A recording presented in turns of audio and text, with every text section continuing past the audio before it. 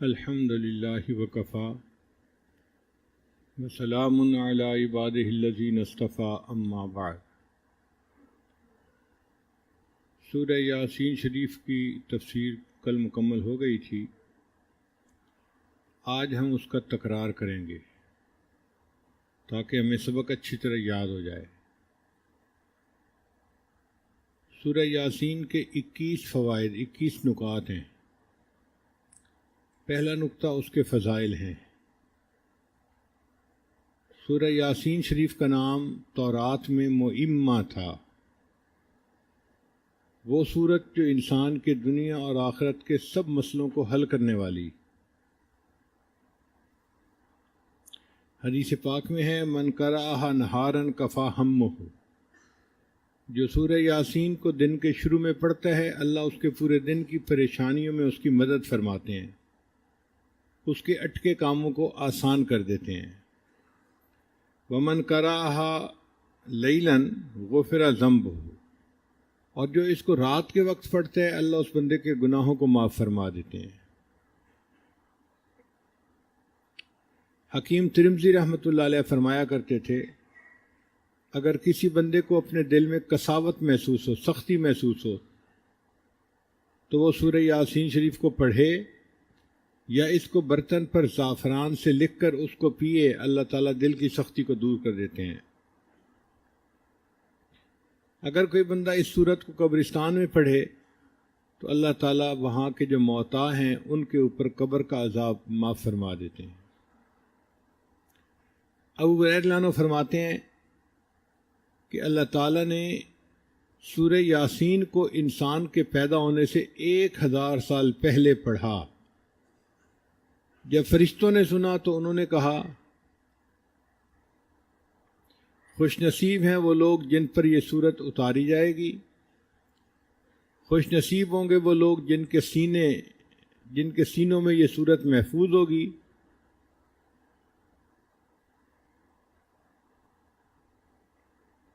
اور خوش نصیب ہیں وہ لوگ جن کی زبانیں اس سورت کی تلاوت کریں گی۔ چنانچہ جنت میں جنتی عام قرآن مجید نہیں پڑھ سکے گا، صرف 2 صورتیں ہیں، سورہ طٰہٰ اور سورہ یاسین، اس کی تلاوت جنت میں بھی کر سکے گا، اور اللہ تعالیٰ کی جب ملاقات ہوگی تو اللہ تعالیٰ بھی سورہ یاسین کی تلاوت فرمائیں گے۔ اکرمہ رضی اللہ عنہ فرماتے ہیں کہ نبی علیہ الصلوۃ والسلام اس سورت کو پڑھنے کے بعد حرم میں تشریف لاتے تھے تو کافر ٹولیاں بنا کر بیٹھے ہوتے تھے اور بڑے بلند بانگ دعوے کر رہے ہوتے تھے، جو ہمارے بتوں کو برا کہتا ہے ہمیں اگر مل جائے تو ہم تو اسے نہیں چھوڑیں گے، ہم تو یہ کریں گے، ہم تو وہ کریں گے، ہم تو فلاں کریں گے۔ اور نبی علیہ الصلوۃ والسلام ان سب کے قریب سے ہو کے آ بھی جاتے تھے اور ان لوگوں کو پتہ بھی نہیں چلتا تھا، اللہ ان کو اندھا اور بہرا بنا دیتے تھے، نہ وہ بات سن سکتے تھے نہ وہ دیکھ سکتے تھے۔ حضرت علی عنہ فرمایا کرتے تھے کہ سورہ یاسین کے 10 فوائد ہیں، اگر کوئی بھوکا اس کو پڑھے اللہ اس کی بھوک دور کر دیتے ہیں، اگر پیاسا پڑھے اللہ اس کی پیاس کو دور کر دیتے ہیں، اگر کوئی بے لباس آدمی پڑھے اللہ اس کو لباس عطا فرما دیتے ہیں، اگر کوئی کنوارا اس سورت کو باقاعدگی سے پڑھے اللہ اس کے لیے شادی کا انتظام فرما دیتے ہیں۔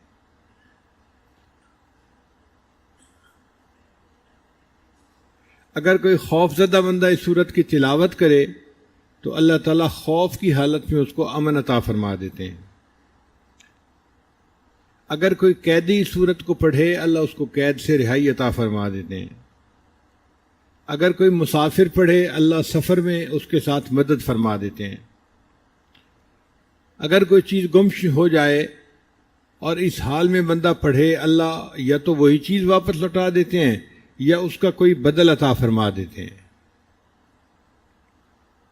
اگر مریض کے پاس پڑھی جائے اللہ اس کو شفا عطا فرما دیتے ہیں، اور اگر قریب المرگ بندہ ہو اس کے پاس پڑھی جائے تو اللہ تعالیٰ روح نکلنے میں آسانی فرما دیتے ہیں۔ یہ 10 فوائد اس سورت کے پڑھنے پر ملتے ہیں۔ اس سے اندازہ لگائیے کہ اللہ رب العزت کے ہاں اس سورت کا کیا مرتبہ ہے۔ اگر کوئی بندہ خواب دیکھے کہ میں سورہ یاسین شریف پڑھ رہا ہوں تو یہ اس بات کی علامت ہے کہ وہ اخلاص والا آدمی ہے اور اللہ تعالیٰ اس سے دنیا میں کوئی ایسا کام کروائیں گے جس سے اس کو عزت ملے گی لوگوں کے اندر، اور قیامت کے دن اللہ تعالیٰ اس کو نبی علیہ الصلوۃ والسلام کا ساتھ عطا فرمائیں گے۔ تو یہ پہلا پوائنٹ جو تھا یہ فضائل سورہ یاسین کا تھا۔ دوسرا پوائنٹ ہے حروف مقطعات کے بارے میں، کہ سورہ یاسین کی ابتدا ہے یاسین سے۔ یہ یاسین دو حروف ہیں، یا اور سین، اور ان کے معنی کیا ہیں یہ کسی کو پتہ نہیں۔ اللہ تعالیٰ نے اپنے محبوب صلی اللہ علیہ وسلم کو اس کا علم عطا کیا، ہم عام لوگوں کو اس کا کوئی پتہ نہیں۔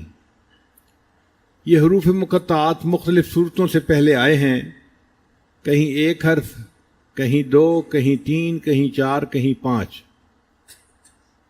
اور ان حروف مقطعات نے عرب کے لوگوں کو لاجواب کر دیا۔ عرب کے لوگ اپنے آپ کو عرب کہتے تھے کہ ہم بڑے زبان دان ہیں، اور باقی لوگ اجمی ہیں۔ اجمی کہتے ہیں گنگے کو، کہ باقی دنیا کو تو بولنا ہی نہیں آتا، ان کی تو زبان ہی نہیں ہے کوئی۔ تو جن کو اپنی زبان پہ اتنا فخر تھا، اللہ نے ان کے فخر کو یوں توڑا کہ صورتوں کے شروع میں حروف مقطعات بنا دیے۔ مقصد یہ تھا کہ اے لوگو، جن حروف سے تم کلام کرتے ہو انہی حروف سے بنی ہوئی یہ کتاب ہے، اگر اس کا بنانا آسان ہے تو تم اس جیسی ایک صورت بنا کے دکھا دو۔ پھر فرمایا اگر ایک صورت نہیں بنا سکتے تو 10 آیتیں بنا کے دکھا دو۔ آخر پر فرمایا کہ اگر 10 آیتیں نہیں بنا سکتے تو ایک ہی آیت بنا کے دکھا دو، اور فرمایا کہ انسانوں صرف یہ تمہیں چیلنج نہیں، جنوں کو بھی چیلنج ہے۔ انسان اور جن مل جائیں اور قرآن مجید جیسی ایک آیت بنانے کی کوشش کریں، لا یأتون بمثلہ، وہ اس کی جیسی کوئی آیت بنا کے نہیں دکھا سکتے، ولو کان بعضهم لبعض ظہیرا، ایک دوسرے کے مددگار کیوں نہ ہو جائیں۔ تو جو لوگ اسلام کے خلاف اپنی جانیں دیتے تھے، اپنے بچوں کو قربان کرتے تھے، اگر یہ چیلنج قبول کرنا ان کے لیے آسان ہوتا تو وہ کر لیتے۔ وہ 10 صورتیں بنا کے لے آتے، 5 صورتیں بنا کے لے آتے کہ جی دیکھو ہم نے بھی صورت بنا دی ہے، مگر ان زباندان لوگوں نے ایک بھی صورت بنا کے سامنے پیش نہ کی۔ نہ خنجر اٹھے گا نہ تلوار ان سے، یہ بازو میرے آزمائے ہوئے ہیں۔ اللہ تعالیٰ انسان کی حقیقت کو جانتے تھے، فرمایا کہ یہ ایک آیت بھی نہیں بنا سکتے۔ عرب میں ایک بڑا شاعر تھا اور وہ غار میں رہتا تھا، تنہائی میں رہتا تھا، تاکہ وہ اپنا کلام لکھ سکے یکسوئی کے ساتھ۔ جب سورۃ الکوثر اتری تو ایک کافر نے یہ سوچا کہ اس کی 3 آیتیں ہیں، انا اعطیناک الکوثر فصل لربک وانحر ان شانئک ھو الابتر۔ اگر اس میں چوتھا فقرہ جوڑ دیا جائے تو یہ ربائی بن جائے گی۔ تو ہم اس چیلنج کو قبول کرنے کی بات کرتے ہیں۔ چنانچہ اس نے یہ 3 آیتیں لکھیں اور اس شاعر کو جا کر دیں اور کہا کہ آپ برائے مہربانی ایک فقرہ جوڑ دیں، آپ کے ایک فقرہ جوڑنے سے ہمارا مسئلہ حل ہو جائے گا۔ اس شاعر نے بڑے دن غور کیا کہ اس آیت کے اس کے آگے کون سا فقرہ جوڑے۔ بڑے دنوں کی سوچ بچار کے بعد جو فقرہ اس کو سمجھ آیا وہ یہ تھا، انا اعطیناک الکوثر فصل لربک وانحر ان شانئک ھو الابتر ما ھذا قول البشر۔ یہ کسی بشر کا قول نہیں ہے۔ تو اللہ تعالیٰ نے کافروں کی زبانوں کو گنگ بنا دیا کہ تم میرے کلام کے مقابلے میں کوئی کلام لا ہی نہیں سکتے۔ اور یہ بھی عجیب بات ہے کہ حروف تہجی جو ہیں وہ 29 ہیں، لیکن حمزہ اور الف ایک ہی جیسے ہیں۔ اگر ان دونوں کو ایک سمجھ لیا جائے تو 28 بنتے ہیں۔ اب 28 حروف میں سے اللہ تعالیٰ نے 14 حروف کو استعمال کیا، 14 کو چھوڑ دیا۔ حکمت کیا تھی کہ میرے بندو آدھے حروف سے تو میں نے اپنا کلام بنا دیا قرآن مجید، باقی آدھے حروف کو استعمال کر کے تم ایک قرآن بنا کے ذرا دکھا دو۔ اور یہ جو حروف ہیں ان کی سلیکشن بھی عجیب راز ہے، یہ رینڈم نہیں ہے، اس میں حکمت ہے کوئی۔ الف سے لے کے زال تک پہلا حصہ بنتا ہے، اس میں اللہ تعالیٰ نے 2 حروف کو استعمال فرمایا اور 7 کو چھوڑ دیا، الف اور ہا کو استعمال کیا اور 7 کو چھوڑ دیا، اور آخری جو حصہ بنتا ہے وہ فا سے لے کے یا تک، اس میں اللہ نے 7 حروف کو استعمال کیا، 2 حروف کو چھوڑ دیا، فا اور واو کو چھوڑ دیا، باقی سب حروف کو استعمال کر لیا، تو 7 اور 2 9، یہ 9 حروف بن گئے۔ پھر درمیان کا حصہ تھا وسط کا، را سے لے کے غین تک، اللہ نے 10 حروف میں سے ایک کو استعمال کیا، ایک کو چھوڑ دیا، ایک کو استعمال کیا، ایک کو چھوڑ دیا، تو 5 حروف وہاں سے مل گئے، تو 9 اور 5 یہ 14 حروف حروف مقطعات بنے، جن سے اللہ تعالیٰ نے اپنے کلام کو سجایا۔ مفسرین نے ان میں بہت حکمتیں بیان کی ہیں، وہ فرماتے ہیں جیسے الف لام میم، الف سے مراد اللہ اور میم سے مراد محمد صلی اللہ علیہ وسلم اور لام سے مراد جبرائیل علیہ السلام، جو اللہ اور رسول صلی اللہ علیہ وسلم کے درمیان واسطہ بنے، اللہ کے کلام کو نبی علیہ السلام تک لے کر آئے۔ تو الف لام میم، اللہ، جبرائیل علیہ السلام اور محمد صلی اللہ علیہ وسلم، اس کی اشارہ کرتا ہے۔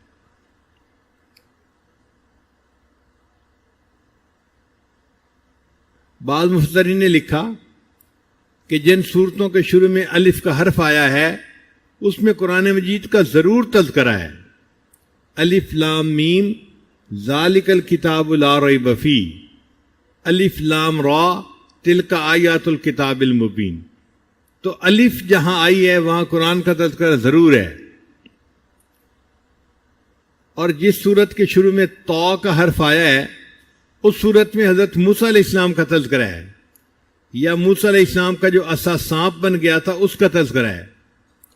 اگر آپ غور کریں تو کا حرف ایسے ہی ہے جیسے کوئی اژدہا یا سانپ بیٹھا ہوا ہو، نیچے ڈھیر لگا ہوا ہوتا ہے اور اس کا سر اوپر اٹھا ہوا ہوتا ہے، تو کا حرف بن جاتا ہے۔ اور جس صورت کے شروع میں نون کا حرف آیا ہے اس میں قلم کا تذکرہ آیا ہے، نون والقلم وما یسطرون، اور اگر نون پر غور کریں تو وہ دوات کی مانند حرف بنتا ہے۔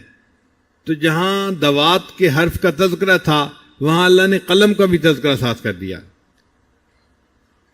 لیکن اصل بات یہ ہے کہ یہ اللہ اور بندے کے درمیان راز ہیں، اللہ نے اپنے محبوب صلی اللہ علیہ وسلم کو ان رازوں کے ذریعے سے اپنا میسج پہنچا دیا۔ کہتے ہیں جن لوگوں کے درمیان محبت ہو نا، وہ اشاروں میں باتیں کر جاتے ہیں اور فرشتوں کو بھی پتہ نہیں چلتا۔ میان عاشق و معشوق رمزیست کرامن کاتبین ہم خبر نیست، عاشق اور معشوق کے درمیان ایسے اشارے ہوتے ہیں، وہ پیغام ایک دوسرے کو پہنچا جاتے ہیں، فرشتوں کو بھی پتہ نہیں چلتا۔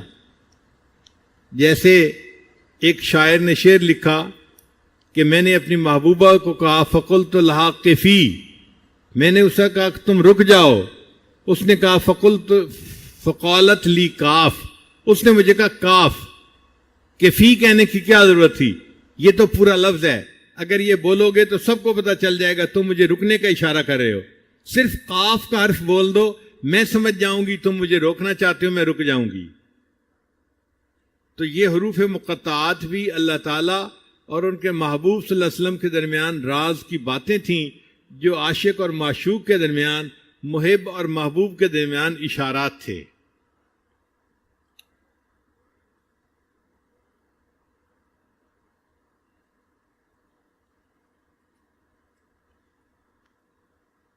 تیسرا نقطہ،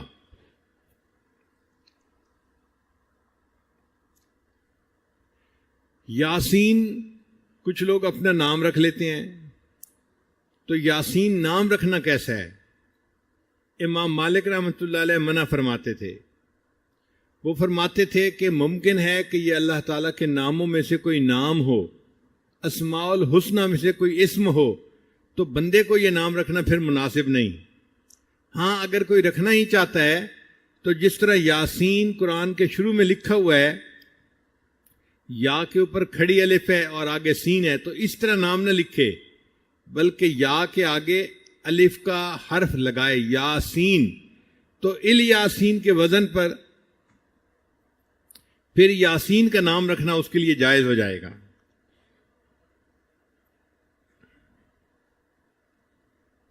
چوتھا نقطہ یہ ہے کہ اللہ تعالیٰ نے قرآن مجید میں مختلف انبیاء کو خطاب فرمایا، مگر ان کے نام لے کر ان کو خطاب کیا، یا آدم، یا نوح، یا زکریا، یا ابراہیم، یا موسیٰ، یا عیسیٰ، یا یحییٰ، نام لے کر ان کو خطاب فرمایا۔ لیکن جب اپنے محبوب صلی اللہ علیہ وسلم کا معاملہ آیا تو اللہ تعالیٰ نے ان کو ذاتی نام لے کر یا محمد، یا احمد ایسے خطاب نہیں کیا، صفاتی نام سے خطاب کیا، یا ایھا النبی، یا ایھا الرسول، یا ایھا المزمل، یا ایھا المدثر، اے جہان کو درست کرنے والے، اے کملی کے اوڑھنے والے۔ اللہ نے ان کو ان کے صفاتی ناموں سے پکارا، اس میں نبی علیہ الصلوۃ والسلام کی عظمت ظاہر ہوتی ہے۔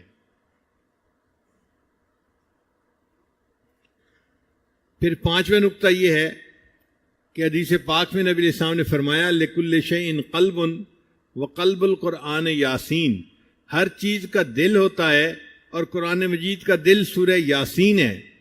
تو سورہ یاسین کو قرآن مجید کا دل کیوں کہا گیا؟ مفسرین نے اس کی مختلف وجوہات لکھی ہیں۔ ایک وجہ یہ لکھی ہے کہ 3 عقائد بنیادی ہیں، ایک اللہ تعالیٰ کی توحید کا اقرار، دوسرا نبی علیہ السلام کی رسالت کا اقرار، اور تیسرا قیامت کے دن اللہ کے سامنے کھڑے ہونے کا اقرار، بعثت بعد الموت۔ تو یہ 3 بنیادی نقطے تھے، اور اس صورت میں اللہ تعالیٰ نے ان تینوں پوائنٹس کو خوب کھولا ہے، اپنی توحید کو بھی کھولا ہے، محبوب کی رسالت کو بھی کھولا ہے، اور مرنے کے بعد زندہ ہو کر کھڑے ہونے کو بھی خوب کھولا ہے۔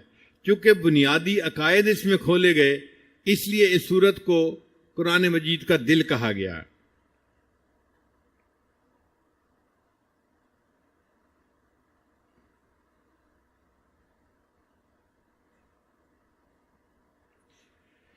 اس سورت کے شروع میں اللہ تعالیٰ قسم اٹھا کر فرماتے ہیں، یاسین والقرآن الحکیم انک لمن المرسلین، اے میرے محبوب صلی اللہ علیہ وسلم بے شک آپ بھیجے ہوئے رسولوں میں سے ہیں۔ تو اللہ تعالیٰ نے باقی انبیاء کی رسالت کی بھی گواہی قرآن میں دی، لیکن کسی نبی کی گواہی قسم اٹھا کے نہیں دی۔ اس صورت میں اللہ تعالیٰ نے اپنے محبوب صلی اللہ علیہ وسلم کی رسالت کی قسم اٹھا کر گواہی دی ہے۔ اس میں بڑی عظمت ہے، اس میں بڑا اکرام ہے کہ اللہ کے محبوب صلی اللہ علیہ وسلم کی رسالت کی اللہ قسم اٹھا کر گواہی دیتے ہیں۔ کوئی بڑا آدمی ویسے ہی بات کر دے تو وہ بات اہم ہوتی ہے، اگر وہ قسم اٹھا کر کہے تو بات کی اہمیت اور بھی زیادہ ہو جاتی ہے۔ تو سوچئے اللہ کے محبوب صلی اللہ علیہ وسلم کو کتنی تسلی ملی ہوگی جب اللہ نے قسم اٹھا کر کہا کہ آپ تو میرے رسولوں میں سے ہیں۔ پھر فرمایا وَعَلَىٰ صِرَاطٍ مستقیم، آپ سیدھے راستے پر ہیں۔ تو سیدھے راستے کی رہنمائی کی بھی تصدیق کر دی۔ ہم سورہ فاتحہ میں روز پڑھتے ہیں اہدنا الصراط المستقیم، اللہ میں سیدھے راستے کی رہنمائی فرما دے۔ اب اگر کوئی پوچھے کہ سیدھا راستہ کون سا ہے، بھئی سیدھا راستہ ہے انعام یافتہ لوگوں کی پیروی کرنے کا۔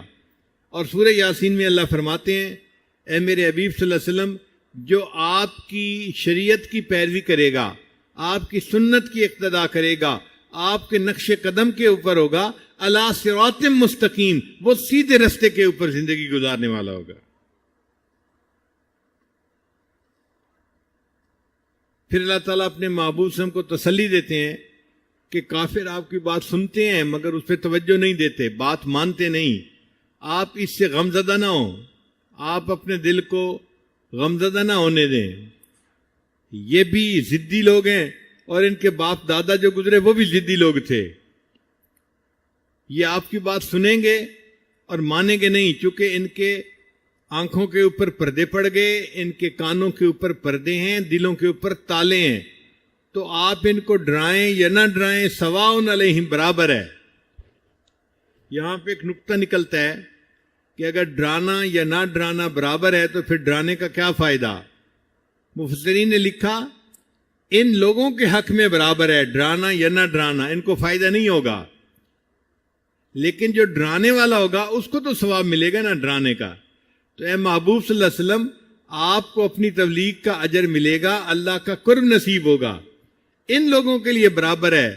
تو اگر یہ آپ کی بات کو نہیں مانتے تو آپ پریشان نہ ہو اس بات پر، یہ اللہ کا فیصلہ ہے، اللہ نے ان کا معاملہ ایسے کر دیا، اللہ نے ان کے گلوں کے اندر رسم و رواج کے توق ڈال دیے ہیں، اور اس توق کی وجہ سے ان کے سر اوپر ہو گئے ہیں، یہ نیچے راستہ دیکھ ہی نہیں سکتے۔ ایسے ہے جیسے ان کے دائیں بائیں اللہ نے دیواریں کر دی ہیں اور اوپر ان کے اللہ نے پردہ ڈال دیا، ان کو کچھ نظر نہیں آتا۔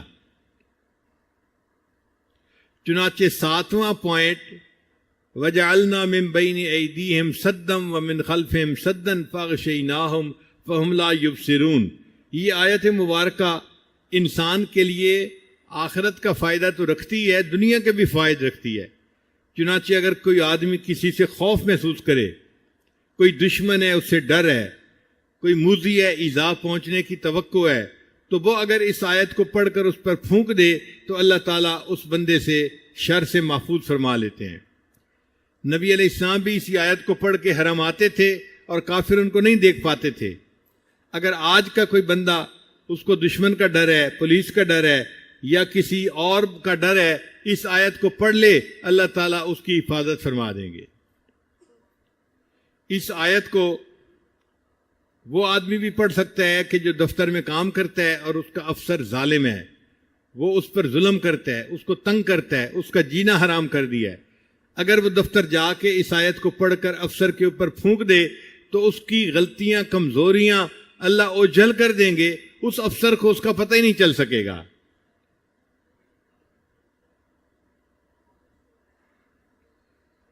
بیرون ملک جو رہنے والے لوگ ہیں وہ ایک ایسے ماحول میں رہتے ہیں کہ جہاں دوست بھی ہیں، دشمن بھی ہیں۔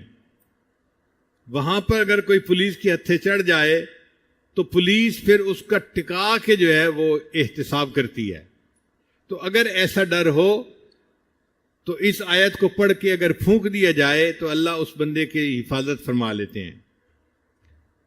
ہم نے اپنی زندگی میں ہزاروں مرتبہ اس کا تجربہ کیا اور ہزاروں مرتبہ اس کا ایفیکٹ آنکھوں سے دیکھا ہے۔ اب اگر فوج کے لوگ اس پر عمل کریں اور فوجی اگر لڑنا ہو دشمن کے سامنے جا کر اس آیت کو پڑھ کے پھونک لیا کرے، اللہ تعالیٰ اس کی دشمن سے حفاظت فرمائیں گے۔ مثال کے طور پہ پائلٹ نے حملے کے لیے جانا ہے تو اس کا تو جہاز ریڈار کے اوپر ہوتا ہے، اگر اس آیت کو پڑھ کے پھونک لے اور پھر فلائٹ کرے، ہمارا یقین ہے اللہ تعالیٰ اس کی دشمن سے حفاظت فرمائیں گے۔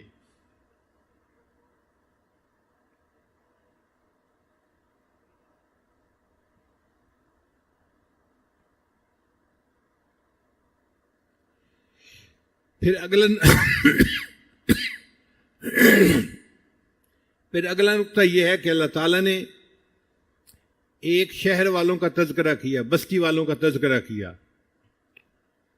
مفسرین نے لکھا کہ وہ شہر انطاکیہ تھا۔ اس میں اللہ نے اپنے 2 انبیاء کو بھیجا، انہوں نے آ کے بستی والوں کو ڈرایا مگر انہوں نے بات نہیں مانی۔ پھر اللہ تعالیٰ نے ایک تیسرے پیغمبر اسلام کو بھیجا، انہوں نے بھی آ کے ڈرایا، لیکن لاتوں کے بھوت باتوں سے نہیں مانتے، وہ نہیں مانے۔ جب وہ نہیں مانے تو ایک آدمی تھا، حبیب نجار اس کا نام تھا، کارپینٹر تھا، وہ شہر کے دوسرے کنارے سے دوڑا ہوا آیا اور اس نے آ کے اپنی قوم کو کہا کہ اے قوم، تم ان کی بات کیوں نہیں مانتی؟ یہ تم سے کوئی اجر بدلہ نہیں مانگتے، یہ تو اللہ کے بھیجے ہوئے رسول ہیں، یہ تو ہدایت کے راستے پر ہیں، تم ان کی بات کو مانو۔ قوم کو غصہ آیا، انہوں نے حبیب نجار کو قتل کر دیا۔ حبیب نجار نے جو ان کو دعوت دی تھی وہ ان الفاظ سے دی تھی، وَمَا لِيَ لَا أَعْبُدُ الَّذِي فَطَرَنِي وَإِلَيْهِ تُرْجَعُونَ، مجھے کیا ہو گیا کہ میں اس ذات کی پوجا نہ کروں جس نے مجھے پیدا کیا. یعنی عبادت اس کا حق ہے جو پیدا کرتا ہے، اور وہ اللہ تعالیٰ ہے، بت نہیں ہے.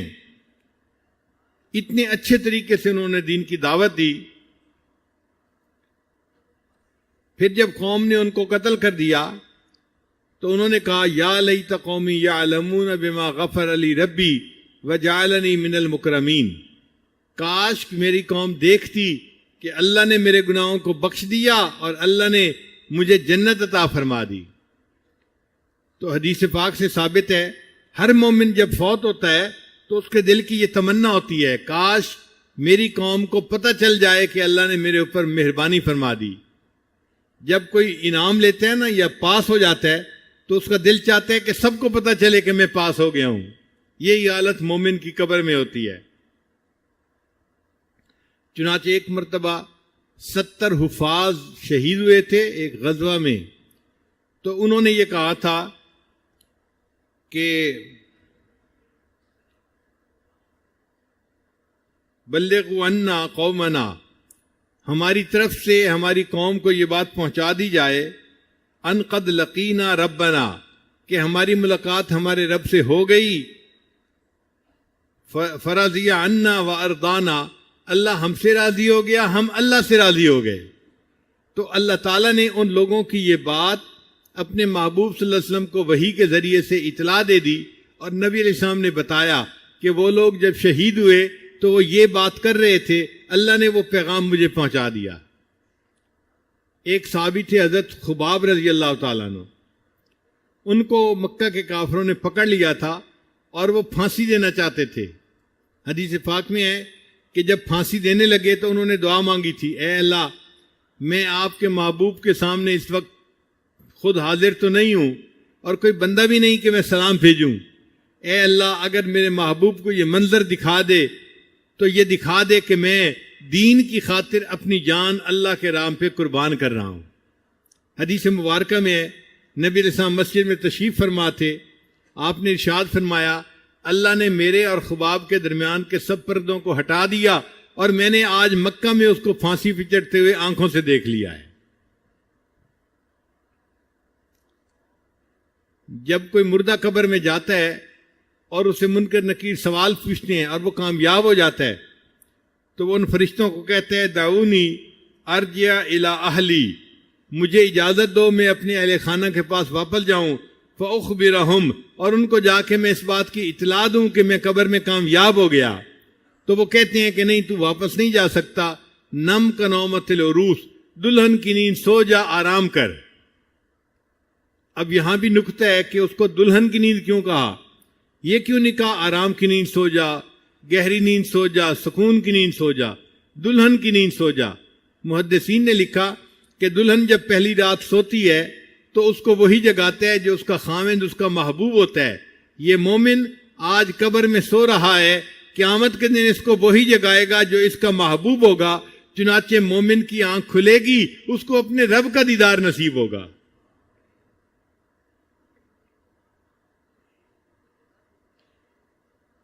پھر اس میں مفسرین نے بہت سارے نکات نکالے ہیں کہ دائی میں کیا صفات ہونی چاہیے جو حبیب نجار کے اندر تھیں. اس کو اپنی خاطر کسی سے انتقام نہیں لینا چاہیے، اس کی چاہت جوڑ کی ہونی چاہیے، اس کے اندر معاف کرنے کی صلاحیت ہونی چاہیے، اور عام لوگ بے قدرے ہوتے ہیں، اس سے دل تنگ نہیں کرنا چاہیے. لوگ کسی کی کیا قدر کریں گے، انہوں نے تو اپنے رب کی بھی قدر نہ کی، اور اللہ کو قرآن میں کہنا پڑا وما قدر اللہ حق قدری، ان لوگوں نے قدر نہیں کی جیسے اللہ کی قدر کرنی چاہیے تھی. جب اللہ کی قدر نہیں کی تو مخلوق کی کیا قدر کرے گی. تو لوگوں سے قدر کی توقع نہ رکھیں، بس ان کے ساتھ گزارا کریں اور دین کا کام کرتے رہیں.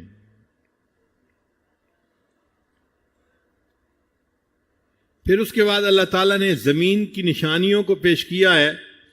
وَآیَةٌ لَهُمُ الْأَرْضُ الْمَيْتَةُ، کہ دیکھو لوگوں زمین خشک ہوتی ہے، بالکل بنجر ہوتی ہے، مردہ ہوتی ہے. اللہ تعالیٰ آسمان سے بارش نازل فرماتے ہیں اور اسی مردہ زمین کے اندر سے کھیتی پودے نکل آتے ہیں اور وہ لہلہانا شروع کر دیتے ہیں. تو جو پروردگار مردہ زمین کو زندہ کر سکتا ہے، اسی طرح اللہ تعالیٰ قیامت کے دن اپنی رحمت کی ایسی بارش برسائیں گے کہ جو لوگ قبروں کے اندر لیٹے ہوئے ہوں گے وہ بھی تو بیج کی مانند ہے نا، ایسی رحمت کی بارش ہوگی کہ یہ بیج اگنا شروع ہوگا اور یہ لوگ دوبارہ زندہ ہو کر اپنے رب کے سامنے کھڑے ہو جائیں گے۔ پھر اس میں اللہ کی نشانیاں ہیں، آپ غور کریں، اللہ تعالیٰ نے زمین کے اندر نمکیات کو کیسا عجیب بیلنس کیا ہے کہ آدم علیہ السلام سے لے کر آج تک ہزاروں سال گزر گئے، پودے ان نمکیات کو استعمال کرتے ہیں،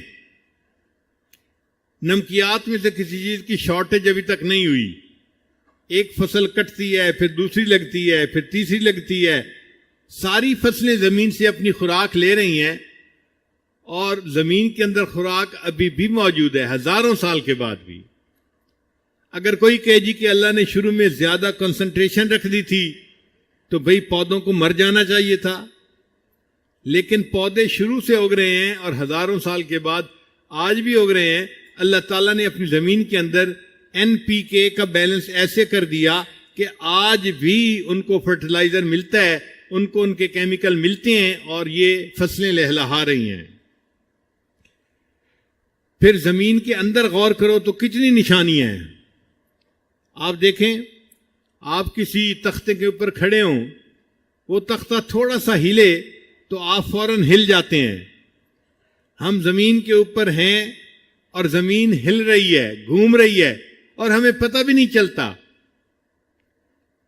سائنس کہتی ہے اگر کوئی وہیل چل رہا ہو اور اس کے سینٹر سے 1 میٹر کے فاصلے پر 1 گرام وزن کا فرق ہو اور وہ 100 کلومیٹر کی رفتار سے پر آور چل رہا ہو تو 1 ٹن کا تھرسٹ پڑتا ہے، یعنی دھکا جو لگتا ہے نا وہ 1 ٹن کے وزن کا ہوتا ہے۔ اسی لیے آپ گاڑی میں سفر کرتے ہیں، وہیل ان بیلنس ہوتا ہے تو گاڑی میں بیٹھے ہوئے دھکے لگ رہے ہوتے ہیں، لوگ کہتے ہیں جی وہیل بیلنس کراؤ جا کے، جب جاتے ہیں تو چند گرام کا فرق ہوتا ہے، چند گرام کا فرق تھا اور انسان کو اتنے دھکے لگ رہے تھے۔ اللہ آپ نے اس اتنی بڑی زمین کو کتنا بیلنس کیا، ہم اس کے اوپر موجود ہیں اور ہمیں یہ بھی نہیں احساس ہوتا کہ زمین حرکت بھی کر رہی ہے یا نہیں کر رہی۔ اور یہ بھی دیکھیں کہ دنیا میں ہر روز ہزاروں ٹن کے اعتبار سے پہاڑ توڑے جاتے ہیں، چیزیں اٹھا کے مٹی اٹھا کے ایک جگہ سے دوسری جگہ پہنچائی جاتی ہے، اس بیلنسنگ کے اندر کوئی فرق نہیں پڑتا، زمین اسی طرح سموتھ چل رہی ہے اور ہم اس کے اوپر موجود ہیں اور ہمیں پتہ ہی نہیں۔ تو یہ زمین قدرت کی نشانیوں میں سے ایک نشانی ہے۔ زمین کا قطر 24,000 میل ہے اور زمین 1,000 میل کی رفتار سے چل رہی ہے، اس لیے 24 گھنٹے میں دن رات کا سائیکل ختم ہو جاتا ہے۔ تو جتنا ہم زمین کے اندر غور کریں گے ہمیں اس میں اللہ کی قدرت کی نشانیاں نظر آئیں گی۔ پھر اللہ تعالیٰ نے زمین کی مثال دینے کے بعد آسمان میں سورج اور چاند کی مثال بھی دی، فرمایا کہ دیکھو ہم نے چاند کی منزلیں متعین کر دی ہیں، 28 منزلیں، اور مہینہ جو ہوتا ہے وہ 29 دن کا ہوتا ہے یا 30 دن کا ہوتا ہے۔ شریعت کی یہ خوبصورتی ہے کہ شریعت نے دن کی عبادت کو سورج کے ساتھ متعین کیا۔ سورج طلوع ہونے سے پہلے فجر پڑھ لو، زوال کے بعد ظہر پڑھ لو، جب سایہ 2 مثل ہو جائے تو اس وقت عصر پڑھ لو، جب سورج غروب ہو جائے تو مغرب پڑھ لو، اور جب سورج غروب ہوئے اتنا وقت ہو جائے کہ سورج کے ستارے آسمان پہ چھٹکنے لگے تو اس وقت عشاء کی نماز پڑھ لو۔ سورج کو کیوں متعین کیا؟ کہ انسان گھر میں ہے تو بھی سورج کو دیکھ سکتا ہے، جنگل میں ہے تو بھی دیکھ سکتا ہے، سمندر میں ہے تو بھی دیکھ سکتا ہے، پہاڑ کی چوٹی پہ ہے تو بھی دیکھ سکتا ہے۔ یہ ایک ایسی چیز ہے جس کو زمین کے اوپر ہر بندہ دیکھ لیتا ہے، اس کو دیکھ کے وقت کا تعین کرنا آسان ہے۔ تو نمازوں کو اللہ نے سورج کے ساتھ جوڑ دیا، لیکن جو سال کی تقریبات تھیں اللہ نے ان کو قمری مہینے کے ساتھ جوڑا ہے، چاند کے ساتھ جوڑا ہے۔ چاند دیکھو تو یہ پہلی محرم ہے، چاند دیکھو یہ پہلی ربیع الاول ہے، چاند دیکھو یہ پہلی رمضان ہے، چاند دیکھو یہ پہلی شوال عید کا دن ہے۔ نبی علیہ السلام نے فرمایا سومو لرؤیتہ و افطروا لرؤیتہ، جب تم چاند کو دیکھو تو روزہ رکھنا شروع کر دو اور جب چاند کو دیکھو تو عید منا لو۔ آج کے زمانے میں کچھ ایسے بھی لوگ ہیں کہ جو زیادہ ہی سائنس لکھے پڑھے بن گئے ہیں۔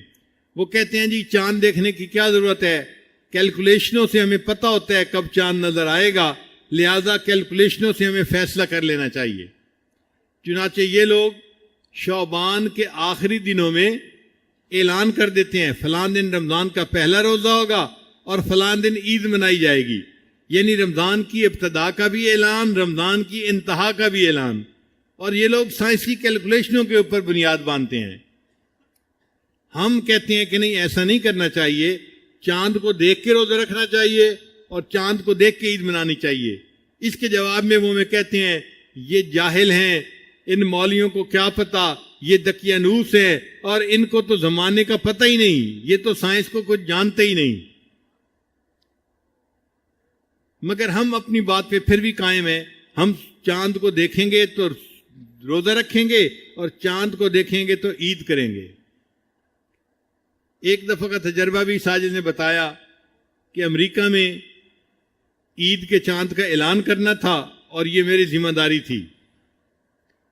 تو میں نے چاند کے ڈپارٹمنٹ جو تھا، جو مون کے لیے اسپیس میوزیم بنا ہوا ہے، ان میں ایک سیکشن ہے جو چاند کو ہر وقت مانیٹر کرتا رہتا ہے۔ وہ لوگ دعویٰ کرتے ہیں کہ we trace each inch of the trajectory of moon, کہ چاند کا جو دائرہ ہے ہم اس کے ایک ایک انچ کو میئر کرتے ہیں، ہمیں پتہ ہوتا ہے چاند اس وقت کہاں ہے۔ تو میں نے وہاں فون کر کے پوچھا کہ جی بتائیں، میں اس جگہ پر ہوں امریکہ میں، بتائیں آج یہاں چاند نظر آئے گا یا نہیں آئے گا؟ وہ کہنے لگے جی ہم امکان بتا دیتے ہیں کہ امکان ہے یا نہیں، ہم گارنٹی نہیں کر سکتے۔ میں نے کہا نہیں، مجھے گارنٹی چاہیے۔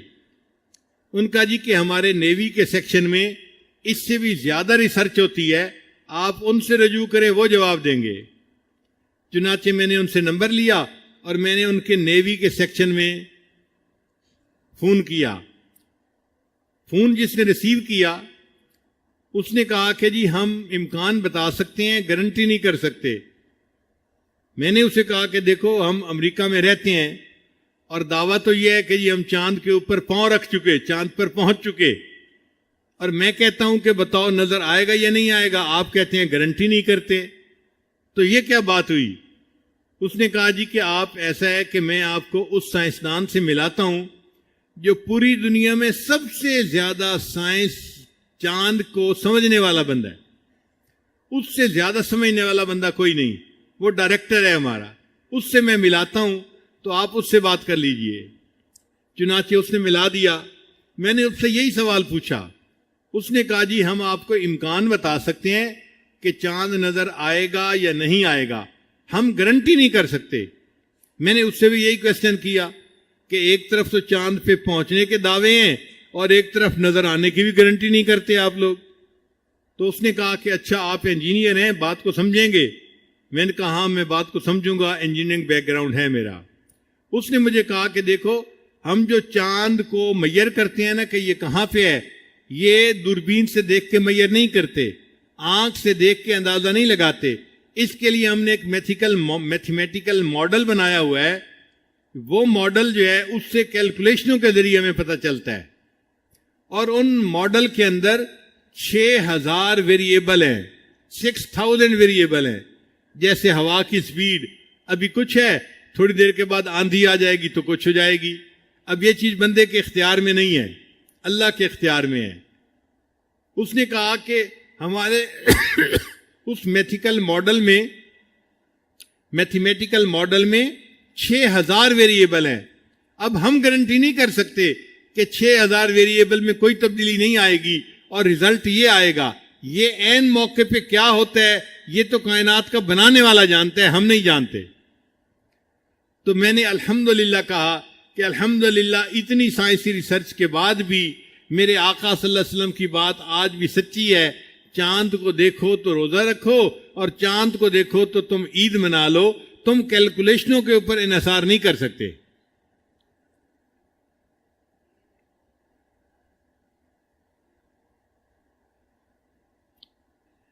پھر آگے 13واں نقطہ اللہ تعالیٰ فرماتے ہیں لَلشَّمْسُ يَنبَغِي لَهَا أَن تُدْرِكَ الْقَمَرَ، چاند کو زیب نہیں دیتا کہ وہ سورج کو زیب نہیں دیتا کہ وہ چاند کو پکڑے، اور نہ رات دن سے پہلے آ سکتی ہے۔ ہر کوئی اپنے اپنے دائرے کے اندر گھوم رہا ہے، اللہ کی عبادت کر رہا ہے، اللہ کی تسبیح بیان کر رہا ہے۔ 1400 سال پہلے جب سائنس کی کوئی بنیاد نہیں تھی، کوئی جانتا نہیں تھا، اس وقت شریعت نے بتا دیا کہ آسمان پر چاند کا دائرہ الگ ہے اور سورج کا دائرہ الگ ہے، یعنی آربٹ کا تصور یہ سب سے پہلے قرآن مجید نے پیش کیا کہ چاند کا آربٹ الگ ہے اور سورج کا آربٹ الگ ہے، اور آج بھی سائنس اسی بات کو تسلیم کرتی ہے۔ پھر 14واں نقطہ اللہ تعالیٰ نے جانوروں کی مثال دی، وَآیَةٌ لَّهُمْ أَنَّا حَمَلْنَا ذُرِّيَّتَهُمْ فِي الْفُلْكِ الْمَشْحُونِ، اللہ تعالیٰ نے کشتی کی مثال دی، یعنی آسمان کی مثالیں دینے کے بعد اللہ تعالیٰ نے سمندر کی مثال دی۔ دیکھو سمندر کے اندر کتنی لہریں آتی ہیں، ہائی ٹائیڈ ہوتی ہے، لو ٹائیڈ ہوتی ہے۔ اگر ہم چاہیں تو تمہارے جہازوں اور کشتیوں کو توڑ کے رکھ دیں، لیکن ہم نے تمہیں مہلت دی ہوئی ہے، تم سمندر میں سیر کرنے کے قابل ہو۔ آج بڑے بڑے بحری بیڑے بڑھ چکے، مگر وہ بھی سفر کرتے ہیں تو چاند کا خیال رکھتے ہیں۔ جب 14ویں کا چاند ہوتا ہے تو 16 فٹ سے 20 فٹ تک لہریں اچھلتی ہیں اور بڑے بڑے جہاز ڈوب جاتے ہیں۔ اللہ نے کہا کہ تم غور کرو، ہم کیسی قدرت کے بنانے والے ہیں، ہم نے سمندروں کو بنایا اور اس میں بھی تمہارے لیے نشانیاں رکھ دی۔ تو پہلے آسمان کی نشانیوں کو پیش کیا، پھر سمندر کی نشانیوں کو پیش کیا۔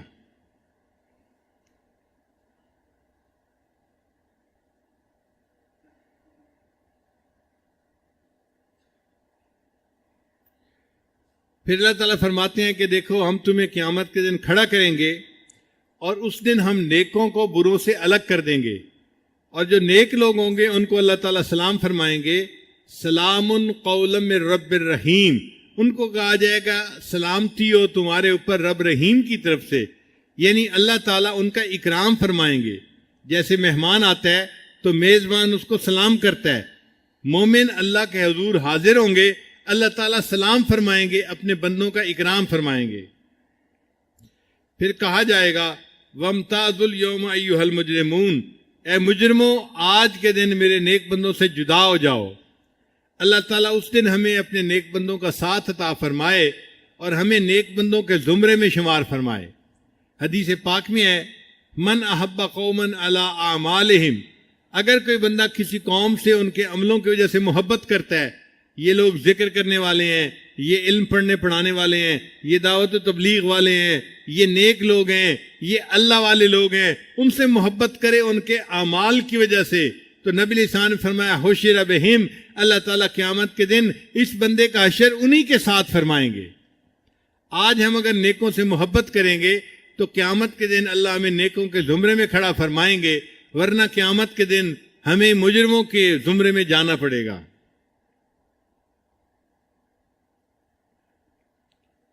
پھر 16واں نقطہ ہے اللہ تعالیٰ شیطان کا تذکرہ کرتے ہیں، بدبخت کا، اور انسان کو اچھی طرح تنبیہ کرتے ہیں کہ تم نے شیطان کی بات نہیں ماننی، وہ دشمن ہے تمہارا۔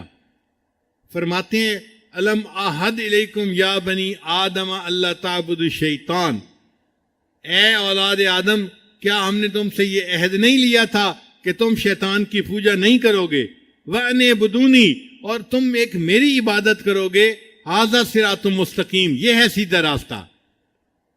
وَلَقَدْ أَضَلَّ مِنْكُمْ جِبِلًّا كَثِيرًا، وہ تم میں سے ایک کثیر تعداد لوگوں کی بہکا کر لے گیا۔ أَفَلَمْ تَكُونُوا تَعْقِلُونَ، کیا تمہیں عقل نہیں آئی، کیا تمہیں عقل کی رتی نہیں ہے کہ تم شیطان سے اپنے آپ کو بچاؤ اور اس دشمن کا وار نہ چلنے دو۔ پھر 17واں نقطہ یہ ہے کہ اللہ تعالیٰ فرماتے ہیں کہ قیامت کے دن تمہارے بدعمالیوں کے اوپر ہم تم سے نہیں پوچھیں گے، تمہاری زبانوں پہ ہم مہر لگا دیں گے۔ وَتُكَلِّمُنَا أَيْدِيهِمْ وَتَشْهَدُ أَرْجُلُهُمْ، تمہارے ہاتھ گفتگو کریں گے، تمہارے پاؤں گواہی دیں گے، تمہاری جلد گواہی دے دی، تم دنیا میں جو کرتوت کرتے پھرتے تھے۔ تو اعضاؤکم اعداؤکم، جو تمہارے اعضاء ہیں وہ قیامت کے دن تمہارے اعداء بن جائیں گے، تمہارے دشمن بن جائیں گے، اور تم پریشان ہوگے کہ انہی کی لذت کی خاطر تمہیں گناہ کرتا تھا اور آج یہی سلطانی گواہ بن کے میرے خلاف گواہی دے رہے ہیں۔ پھر اس کے بعد اللہ تعالیٰ فرماتے ہیں کہ یہ قرآن مجید کوئی شعر نہیں ہے۔ یہ جو لوگ کہتے ہیں نا کہ یہ شاعر ہیں یا ساحر ہیں، یہ لوگ غلط کہتے ہیں۔ شعر جو ہے، شاعر لوگ اکثر افراط و تفریط کا معاملہ کرتے ہیں۔ جب خوش ہوتے ہیں تو آسمان پہ چڑھا دیتے ہیں، جب کسی سے ناراض ہوتے ہیں تو زمین سے بھی نیچے لے جاتے ہیں۔ جیسے ایک شاعر نے شعر لکھا تھا کہ اے میرے محبوب، تیرے رخسار کے اوپر جو تل ہے نا، میں اس تل کے بدلے تمہیں سمرقند اور بخارا کا شہر دینے کے لیے تیار ہوں۔ تو وقت کے بادشاہ نے اس کو بلایا کہ یہ کون شاعر ہے جو اتنے بڑے بڑے شہر اپنے محبوب کو دینے کے لیے تیار ہے؟ اس نے بلایا اور کہا کہ تمہیں پتہ ہے تم نے کتنی بڑی بات کی ہے کہ میں سمرقند اور بخارا دینے کے لیے تیار ہوں۔ اس نے کہا بادشاہ سلامت، مجھے زیادہ خرچ کرنے کی عادت ہے، اس لیے میں نے سمرقند اور بخارا محبوب کو پیش کر دیا۔ یہی تو وجہ ہے کہ گھر میں مجھے کھانے کو کچھ ملتا ہی نہیں ہے۔ تو بادشاہ ہنس پڑا اور اس نے اسے سزا نہیں دی۔ تو شاعر چونکہ افراط و تفریط کرتے ہیں، اللہ فرماتے ہیں کہ میں نے اپنے محبوب کو شاعر نہیں بنایا اور شعر ان کو زیب بھی نہیں دیتا، چونکہ یہ قرآن مجید جو ہے یہ نثر ہے، مگر اس کے اندر جو تاثیر ہے وہ شعر سے بھی بڑھ کر ہے۔ شعر کی کوئی ضرورت نہیں ہے، اس نثر کے اندر اللہ نے ایسی تاثیر پیدا کر دی ہے، جو پڑھتا ہے اس کے دل کے اوپر اس کا اثر ہوتا ہے۔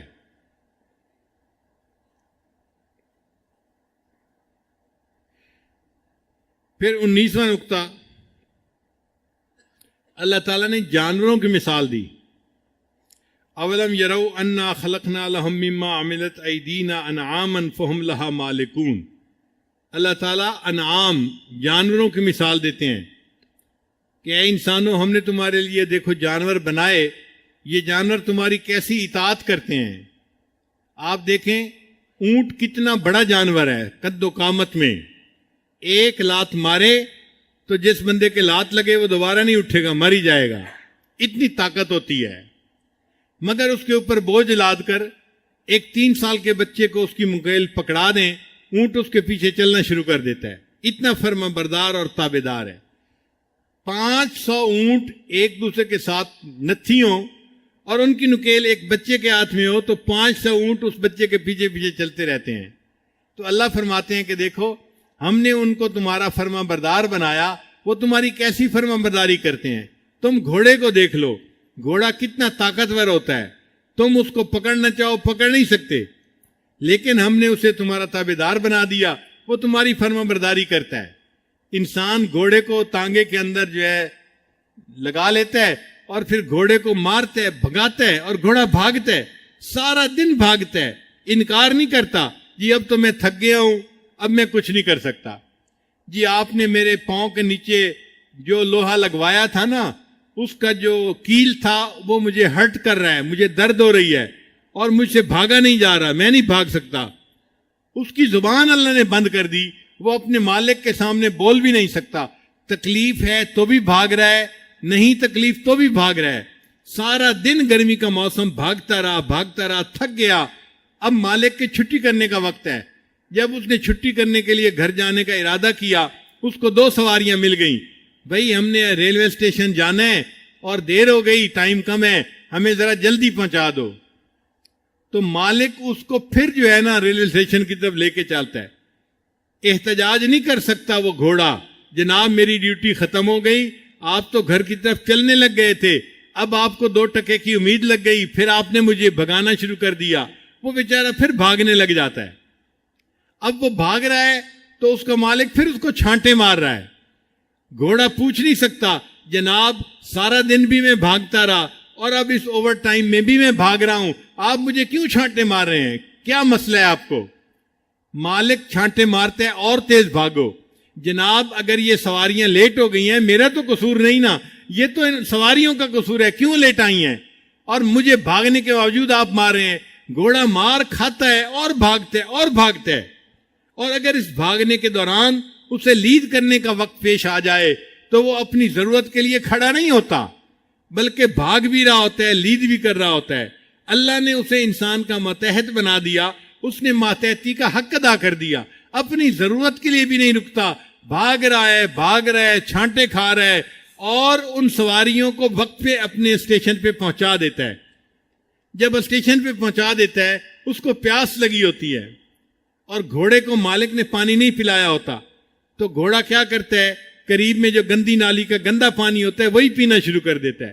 وہ اپنے مالک کو یہ نہیں کہہ سکتا جناب سارا دن بھگایا، میرا اتنا پسینہ بہا، اتنی ڈی ہائیڈریشن ہوئی کہ اب میرے اندر جو ہے پانی کی جو ہے ضرورت تھی اور آپ نے مجھے پانی بھی نہ پلایا، میں گندی نالی کا پانی پیتا ہوں، آپ کے اوپر اعتراض نہیں کرتا۔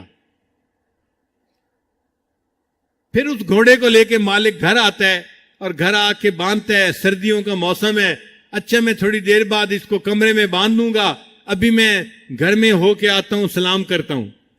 وہ گھر میں بیوی بچوں کو سلام کرنے آتا ہے، وہیں باتوں میں بیٹھ جاتا ہے، پھر کھانا کھاتا ہے، پھر اس کو نیند آتی ہے تو وہ اپنے بستر میں سو جاتا ہے اور بھول ہی جاتا ہے کہ میں نے گھوڑے کو چارہ بھی دینا تھا اور کمرے میں بھی باندھنا تھا۔ پوری رات وہ گھوڑا سردی میں کھڑا رہتا ہے، ٹھٹھرتا رہتا ہے، سو نہیں سکتا، لیکن اپنے مالک کو بیل دے کے بلا نہیں سکتا کہ جناب ذرا باہر تو تشریف لائیں، مالک صاحب آپ نے نہ مجھے کھانا دیا نہ مجھے میری جگہ پر باندھا، میں سردی میں ٹھٹھر رہا ہوں۔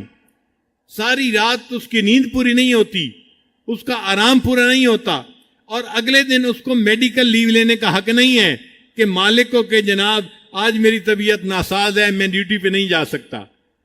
اللہ نے اس کی زبان بند کر دی، اس کا حق لے لیا، وہ مالک کا فرما بردار ہے۔ اگلے دن پھر مالک اس کو گھوڑے میں باندھتا ہے، تانگے میں، تو گھوڑا پھر اس کے مالک کی فرما برداری کرتا ہے اور بھاگنا شروع کر دیتا ہے۔ اللہ سکھانا چاہتے ہیں کہ دیکھو ہم نے ان جانوروں کو تمہارا ماتحت بنایا، یہ جانور کس طرح تمہاری بات مانتے ہیں۔ اگر یہ جانور تمہارے ماتحت بن کے زندگی گزار سکتے ہیں، انسانوں تم بھی اپنے رب کے ماتحت ہو، کیا اپنے رب کی بات مان کے تم زندگی نہیں گزار سکتے؟ ہم نے قربانی کے موقع پہ دیکھا ہے لوگ اپنے گھروں میں بکرے دمبے پالتے ہیں، تو جو پالتو دمبے ہوتے ہیں نا، پھر ان کو شام کو نہلا کے ذرا باہر نکلتے ہیں کہ جانور بھی چلے گا اور ہم بھی ذرا باہر کی ہوا کھا کے آئیں، تو وہ اس دمبے کو کوئی رسی نہیں باندھتے کہ رسی باندھ کے پکڑ کے چلے، نہیں، وہ راکھواں لیلا ہوتا ہے، وہ گھر میں پالا ہوا ہوتا ہے، وہ مالک کو پہچانتا ہے، مالک آگے آگے چل رہا ہے، پیچھے پیچھے اس کا دمبا چل رہا ہے، جہاں مالک کھڑا ہو گیا دمبا بھی کھڑا ہو گیا، جہاں مالک نے گلی کا ٹرن لیا دمبے نے بھی لے لیا۔ اس کو پتا ہوتا ہے یہ راکھواں لے لیا، یہ میرے علاوہ کہیں اور نہیں جا سکے گا۔ ہم بھی اللہ تعالیٰ کے راکھویں لیلے کی مانند ہیں، ہمیں بھی چاہیے کہ شریعت جہاں چاہتی ہے ہم وہاں چلیں، اور جہاں شریعت روکتی ہے رک جائیں، اور جہاں شریعت موڑ لیتی ہے ہم بھی ادھر کو راستہ موڑ لیں۔ تو اللہ تعالیٰ نے اس آیت مبارکہ میں جانوروں کی مثال دے کر انسانوں کو سمجھایا ہے کہ بکری کو اشارہ کرو وہ کھانا چھوڑ دیتی ہے، تمہیں ہم شریعت اشارہ کرتی ہے تم گناہ کیوں نہیں چھوڑتے؟ تم جانوروں سے بھی تو گئے گزرے نہ بنو، جانوروں کی طرح تم اپنے مالک کا احترام کرو اور اس کی فرما برداری کرو۔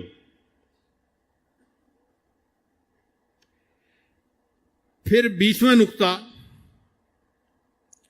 اللہ تعالیٰ نے انسان کی پیدائش کا تذکرہ کیا۔ اولم یر الانسان انا خلقناہ من نطفۃ، اے انسان دیکھ تجھے ہم نے کس چیز سے پیدا کیا؟ نطفے سے پیدا کیا۔ انسان کو اس کی اوقات دکھا رہے ہیں، انسان کے اندر سے تکبر کو نکال رہے ہیں، اس کے اندر اللہ تعالیٰ عاجزی پیدا کر رہے ہیں۔ فرماتے ہیں کہ تو اپنی بنیاد کو دیکھ کہ تجھے کس سے پیدا کیا۔ آپ دیکھیں کہ جس پانی سے انسان پیدا ہوتا ہے وہ پانی نہیں ہوتا، وہ چھوٹے چھوٹے کیڑے ہوتے ہیں، ان کو سپرم کہتے ہیں۔ ان میں سے ایک سپرم بچے کی پیدائش کا ذریعہ بن جاتا ہے، ایک سپرم۔ اور پتہ ہے کہ کتنے سپرم ہوتے ہیں؟ 30 سے 40 ملین سپرم ہوتے ہیں، 50 ملین تک جاتے ہیں۔ 50 ملین کا مطلب 5 کروڑ کیڑے۔ اب 5 کروڑ کیڑے تھے اور اس میں سے ایک کیڑے سے بچے نے بننا تھا. انسان اپنی اوقات تو دیکھے نا. اللہ تعالیٰ نے اس کی کنسنٹریشن اتنی زیادہ کیوں رکھ دی؟ تمہیں تمہاری اوقات کا پتہ چلے. دیکھو ایک سپرم اگر بانڈ بنا لیتا ہے تو ایک بچہ، اور اللہ کی شان دیکھیں کہ بانڈ بننے سے پہلے سپرم بھاگ رہا ہوتا ہے انڈے کی طرف. جیسے ہی ایک بانڈ بنتا ہے جسم میں ایسی تبدیلی آتی ہے کہ پھر سپرم انڈے کی طرف بھاگنے کی بجائے واپس آ جاتے ہیں. اگر دوسرا سپرم بھی جڑ جاتا تو 2 بچے ہوتے. اگر ایک وقت میں 5-10 جڑ جاتے تو 5-10 بچے ہوتے. اللہ تعالیٰ انسان کو اس کی اوقات دکھا رہے ہیں کہ دیکھو ایسے بھی جانور ہیں جن کے 8-10 بچے ایک وقت میں ہوتے ہیں، جیسے خرگوش ہے، 10-12 بچے ایک وقت میں پیدا ہوتے ہیں. اگر انسان کے اندر بھی 10-12 سپرم جوڑ بنا لیتے تو 10-12 بچے ایک وقت میں پیدا ہوتے. سوچے پھر ماں کا کیا حال ہوتا جس ماں کو 10 بچے ایک وقت میں پالنے پڑ جاتے. آج 2 بچے ہوں تو مت ماری جاتی ہے، 10 بچے ہوتے تو پتہ نہیں کیا ہو جاتا. اور پھر اللہ کی شان دیکھیں کہ خرگوش جو ہے اس کا پریگننسی کا ٹائم صرف 32 دن ہے. پریگننسی کے 32 دن کے بعد 8-10 بچے پیدا ہو جاتے ہیں. اللہ نے انسان کا وقت 9 مہینے بنا دیا. اگر اس کا بھی 32 دن ہوتا تو پھر کیا ہوتا؟ ہر 32 دن کے بعد ماشاءاللہ 10 بچوں کی ایک کھیپ آ جاتی.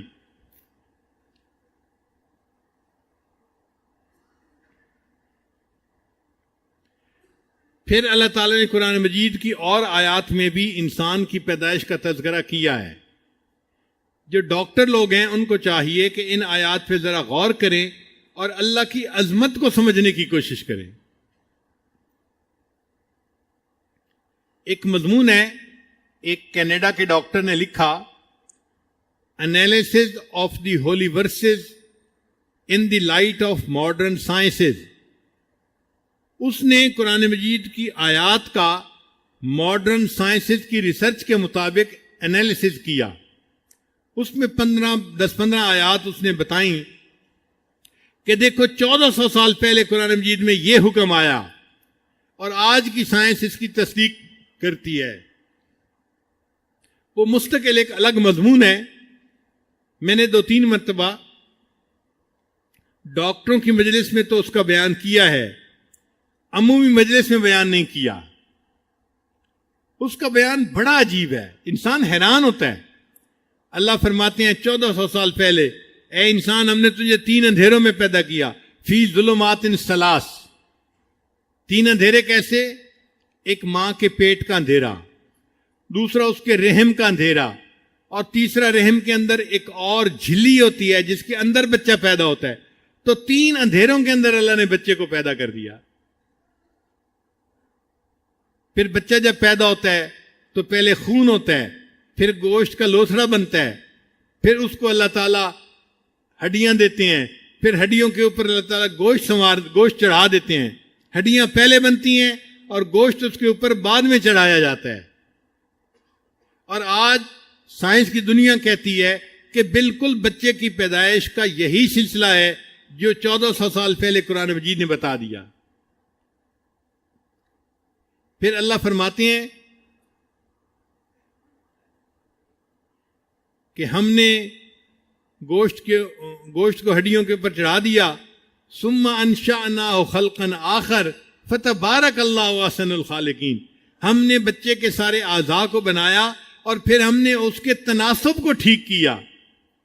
چنانچہ بچے کا الٹرا ساؤنڈ دیکھیں تو بچے کا سر شروع میں بہت بڑا ہوتا ہے اور ہاتھ اور پاؤں چھوٹے چھوٹے ہوتے ہیں، لیکن جب بچہ بن جاتا ہے تو اللہ تعالیٰ ہاتھ اور پاؤں کی لمبائی کو بھی بڑا کر دیتے ہیں. تو اللہ تعالیٰ ویتر درست کر دیتے ہیں اس کی. جب بچہ پیدا ہوتا ہے تو بہترین خوبصورت شکل میں پیدا ہوتا ہے.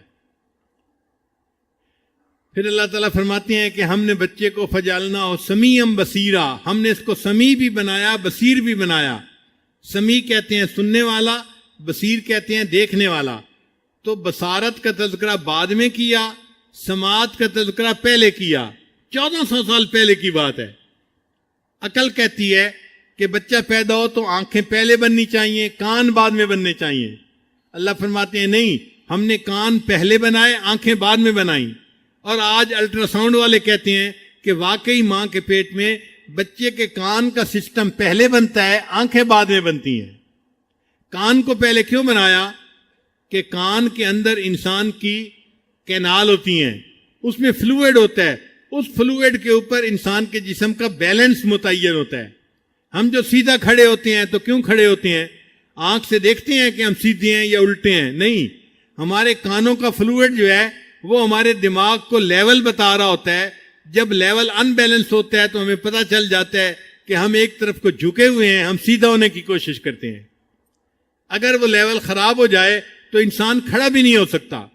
میں نے ایک نوجوان بچے کو دیکھا جس کی عمر 32 سال تھی، اور وہ کھڑا ہوتا تھا اور نیچے گر جاتا تھا، کھڑا ہوتا تھا نیچے گر جاتا تھا. میں نے پوچھا مسئلہ کیا ہے؟ وہ کہنے لگے جب میں کھڑا ہوتا ہوں تو مجھے لگتا ہے کہ میں ٹیڑھا ہوں، تو میں اپنے آپ کو سیدھا کرنے لگتا ہوں اور سیدھا کرنے کے دوران میں نیچے گر جاتا ہوں. اس کا بیلنس خراب تھا، لیول کا، فلوئڈ کا، تو وہ کھڑا بھی نہیں ہو سکتا تھا. کیونکہ انسان کا توازن اس کے اوپر قائم ہونا تھا، اللہ نے کان کو پہلے بنا دیا اور آنکھوں کو بعد میں بنایا. اور آج سائنس کی دنیا کہتی ہے کہ واقعی آنکھیں بعد میں بنتی ہیں، اللہ تعالیٰ نے کانوں کو پہلے بنا دیا. پھر دیکھیے جب بچے کی ولادت کا وقت آتا ہے، اگر اللہ تعالیٰ یہ فرما دیتے اچھا بچے کو پیدا تو میں کر دوں گا، بنا تو میں دوں گا، لیکن نکالنا آپ کے ذمہ ہے، تو انسان کئی مرتبہ تو کچے بچوں کو نکال بیٹھتا اور کئی دفعہ پیدا ہو کے پڑا ہوتا اور اس کو نکالنے کا ان کو موقع ہی نہ ملتا. جب پیدائش کا وقت ہوتا ہے جسم خود بخود اس کو باہر کی طرف دھکیلتا ہے. یہ جو دردیں ہوتی ہیں عورت کو، حاملہ عورت کو، یہ دردیں کیا ہیں؟ یہ مسل کنٹریکٹ ہو رہے ہوتے ہیں، ایکسپینڈ ہو رہے ہوتے ہیں، گویا مسل پش کر رہے ہوتے ہیں بچے کو باہر کی طرف. اللہ تیری قدرت پہ قربان جائیں کہ بچے کو بنایا بھی صحیح اور بچے کو جسم سے نکالنے کا کام بھی خود کر لیا. آپ غور کریں، انسان کے لیے تو ڈاکٹر ہیں، ہاسپٹل ہیں، الٹرا ساؤنڈ مشینیں ہیں، اور جانوروں کے پاس تو کچھ بھی نہیں ہوتا. ان کو تو کسی ڈاکٹر کی اور دایا کی ضرورت بھی نہیں ہوتی. بکری کا بچہ خود ہی پیدا ہو جاتا ہے، گائے کا بچہ خود ہی پیدا ہو جاتا ہے، بھینس کا بچہ خود ہی پیدا ہو جاتا ہے. اور یہ بھی عجیب بات ہے کہ بچہ پیدا ہونے کے 5 منٹ بعد اپنی ماں کے ساتھ بھاگ رہا ہوتا ہے. بکری کا بچہ پیدا ہوا پھر کھڑا ہو کے ماں کے ساتھ بھاگتا ہے.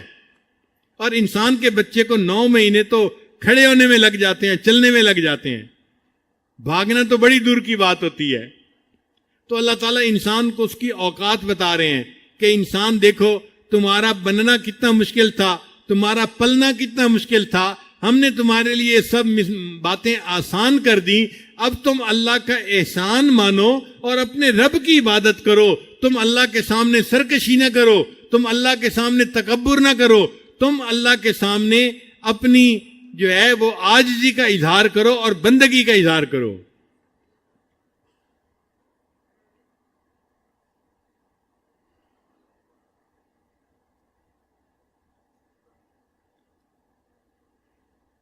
پھر انسان کو اس کی اوقات سکھانے کے بعد اللہ تعالیٰ نے اپنی عظمت کا اعلان فرمایا کہ دیکھو میری کبریائی کو سمجھو، میری عظمت کو سمجھو. میں نے زمین و آسمان کو بنایا، میں نے اپنے نبی علیہ السلام کو بھیجا، میں نے قرآن کو اتارا، میں بڑی قدرت والا پروردگار ہوں. آخر صورت جو تھی اس کو اس آیت پہ کیا فسبحان الذی بیدہ ملکوت کل شیء والیہ ترجعون. اس آیت کو پڑھو دل میں ٹھنڈ پڑ جاتی ہے. اللہ کتنے پیارے الفاظ کے ساتھ اپنی تعریف فرما رہے ہیں. فسبحان الذی، اور پاک ہے وہ ذات جس کے قدرت میں ہر ایک جو ہے وہ ملکیت ہے. وَإِلَيْهِ تُرْجَعُونَ، اور اسی مالک کے پاس تم نے لوٹ کے جانا ہے. چونچہ اس صورت میں 3 پوائنٹ بڑے اہم ہیں، ذرا غور کیجئے گا. ایک، اللہ تعالیٰ نے انسان کو اس کی اوقات بتائی تاکہ اس کے اندر تکبر نہ رہے، عاجزی آ جائے. اَوَلَيْسَ الَّذِي خَلَقَ اولم یرو اولم یر الانسان انا خلقناہ من نطفۃ، اس آیت میں یہ بات نکلتی ہے. تو یہ آیت بڑی اہم ہے. انسان کو اس کی اوقات بتائی گئی. پھر اللہ تعالیٰ نے انسان کو بتایا کہ شیطان جو ہے وہ تمہارا دشمن ہے، تم نے اس کی پیروی نہیں کرنی، تم نے میری بندگی کرنی ہے۔ اور تیسری آیت جو ہے وہ سورہ یاسین کی آخری آیت ہے، فسبحان الذی بیدہ ملکوت کل شیء، پاک ہے وہ ذات جس کے قبضے میں ہر چیز کی ملکیت ہے، ہر چیز کا مالک وہ ہے۔ تو اللہ نے اپنی کبریائی کے اوپر لا کر اس صورت کو مکمل کیا۔ یہ تین چونکہ بنیادی نقطے تھے، اس لیے اس صورت کو قرآن مجید کا قلب کہا گیا۔ اللہ نے انسان کے اندر عاجزی پیدا کی، حقیقت بتائی، اس کو آئینہ دکھا دیا۔ اللہ نے انسان کو کلیئر کر دیا، شیطان تمہارا دشمن ہے، تم نے اس کے پیچھے نہیں چلنا، تم نے رحمان کے پیچھے چلنا ہے۔ اور اللہ نے سورت کو جو اختتام کیا وہ اپنی عظمت اور کبریائی کے اوپر کیا، فسبحان الذی بیدہ ملکوت کل شیء والیہ ترجعون۔ چونکہ یہ تین باتیں بڑی اہم تھیں، اس لیے سورہ یاسین کو قرآن مجید کا قلب کہا گیا۔ اللہ تعالی ہمیں اس سورت کو یاد کرنے کی، اس کا ترجمہ یاد کرنے کی اور اس کی تعلیمات کے مطابق زندگی گزارنے کی توفیق عطا فرمائے۔ وآخر دعوانا ان الحمد للہ رب العالمین۔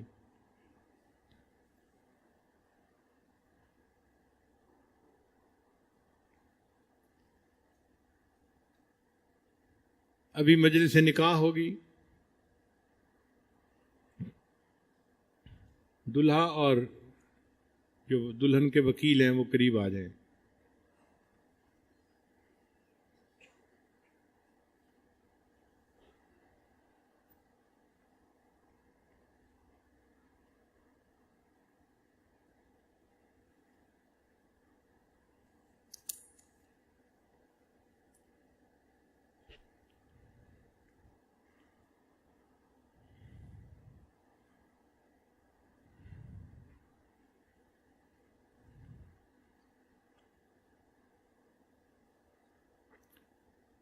الحمد لله نحمده ونستعينه ونستغفره ونؤمن به ونتوكل عليه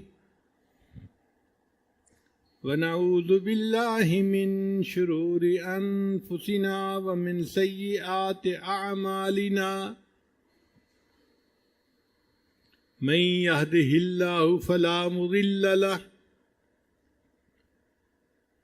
ومن يضلله فلا هادي له ونشهد أن لا إله إلا الله وحده لا شريك له ونشهد أن سيدنا ومولانا محمدا عبده ورسوله أما بعد أعوذ بالله من الشيطان الرجيم بسم الله الرحمن الرحيم يا أيها الناس اتقوا ربكم الذي خلقكم من نفس واحدة وخلق منها زوجها وبث منهما رجالا كثيرا ونساء واتقوا الله الذي تساءلون به والأرحام إن الله كان عليكم رقيبا وقال الله تعالى في مقام آخر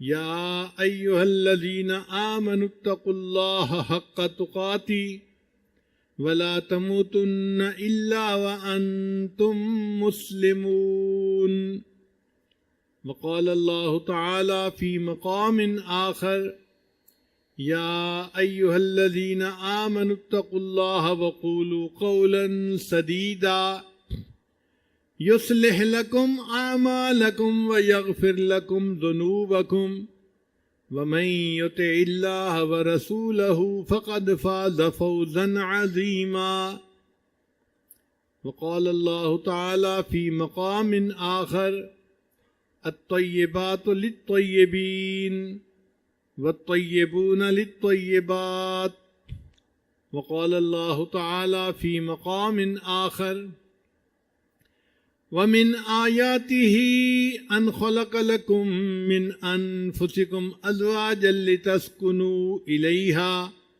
وجعل بينكم مودة ورحمة إن في ذلك لآيات لقوم يتفكرون وقال الله تعالى في مقام آخر نساؤکم حرث لکم فأتوا حرثکم انا شئتم. وقال اللہ تعالی فی مقام آخر الرجال قوامون علی النساء. وقال اللہ تعالی فی مقام آخر ہن لباس لکم وانتم لباس لہن. وقال اللہ تعالی فی مقام آخر وعاشروہن بالمعروف. وقال اللہ تعالی فی مقام آخر وَلَهُنَّ مِثْلُ الَّذِي عَلَيْهِنَّ بِالْمَعْرُوفِ وَلِلرِّجَالِ عَلَيْهِنَّ دَرَجَةٌ. وقال اللہ تعالی فی مقام آخر فَإِن تِبْنَ لَكُمْ عَن شَيْءٍ مِّنْهُ نَفْسًا فَكُلُوهُ هَنِيئًا مَرِيئًا. وقال رسول اللہ صلی اللہ علیہ وسلم النکاح من سنتی. وفی روایت اخری فمن رغب عن سنتی فلیس منی. سبحان ربک رب العزت عما یصفون وسلام علی المرسلین والحمد للہ رب العالمین. اللہم صل علی سیدنا و مولانا محمد وعلى آل سیدنا و مولانا محمد وبارک وسلم.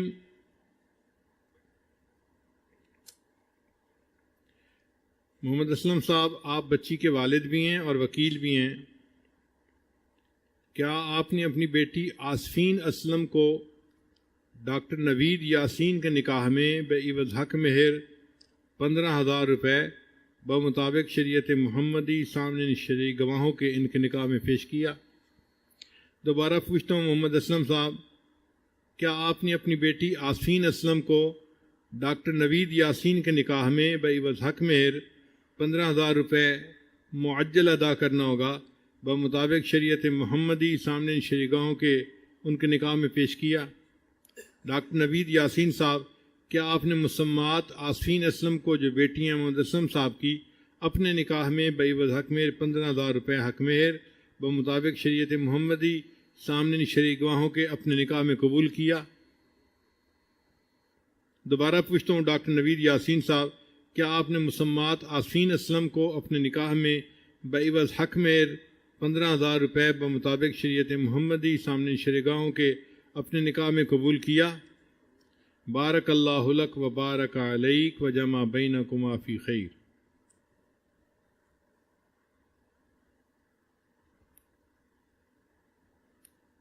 دعا سے پہلے بہت سارے لوگوں نے بیعت کی نیت کی ہوئی ہے اور ان کی طرف سے یہ چٹھ پہنچی ہے کہ وہ توبہ کے کلمات پڑھنا چاہیں گے. تو جو حضرات توبہ طائب ہونا چاہتے ہیں اور بیعت ہونا چاہتے ہیں تو وہ یہ کلمات سچے دل کے ساتھ پیچھے پیچھے پڑھتے جائیں. پڑھیے بسم اللہ الرحمن الرحیم. لا الہ الا اللہ محمد الرسول اللہ. آمنت باللہ وملائکتہ وکتبہ ورسلہ والیوم الآخر والقدر خیرہ وشرہ من اللہ تعالی والبعث بعد الموت. آمنت باللہ کما ہوا باسمائہ وصفاتہ وقبلت جمیع احکامہ اقرار باللسان وتصدیق بالقلب. اشہد ان لا الہ الا اللہ واشہد ان محمدا عبدہ ورسولہ.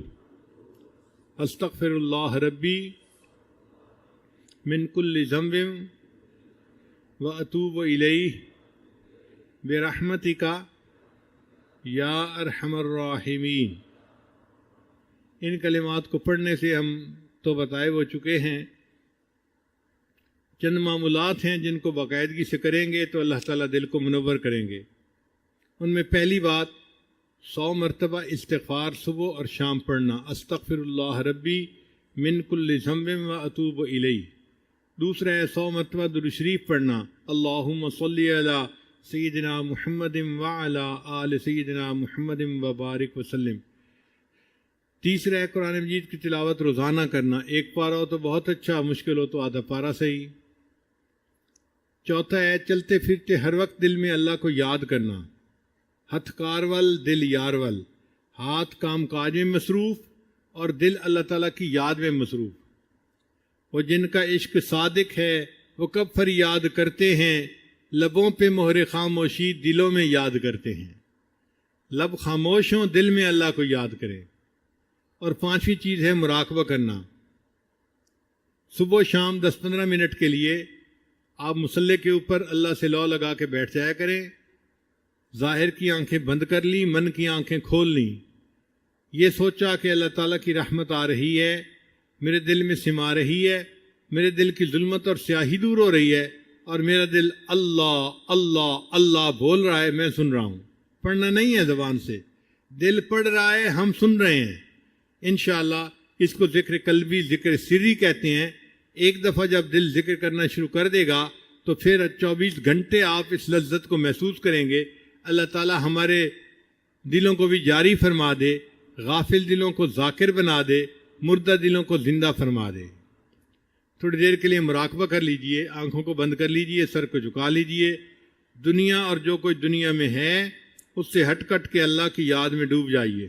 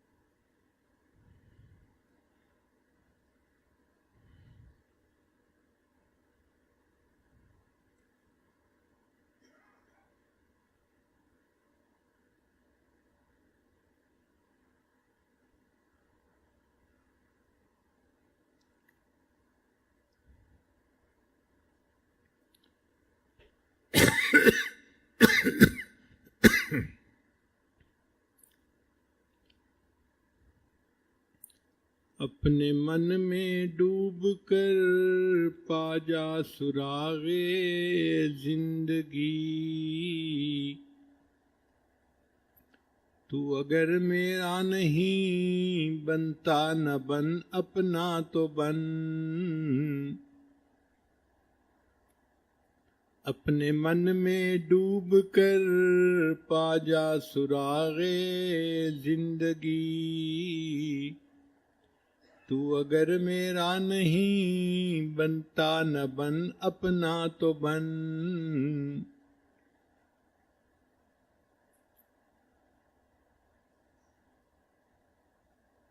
من کی دنیا، من کی دنیا، سود و مستی جذب و شوق، تن کی دنیا، تن کی دنیا، سود و سودا مکر و فن۔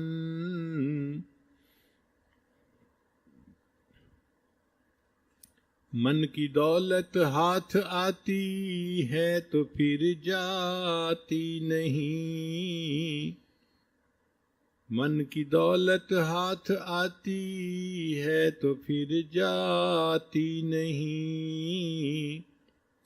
تن کی دولت چھاؤں ہے، آتا ہے دھن، جاتا ہے دھن۔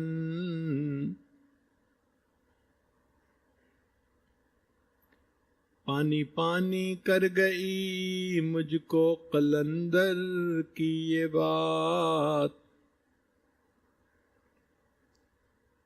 پانی پانی کر گئی مجھ کو قلندر کی یہ بات۔ تو جھکا جب غیر کے آگے نہ تن تیرا نہ من،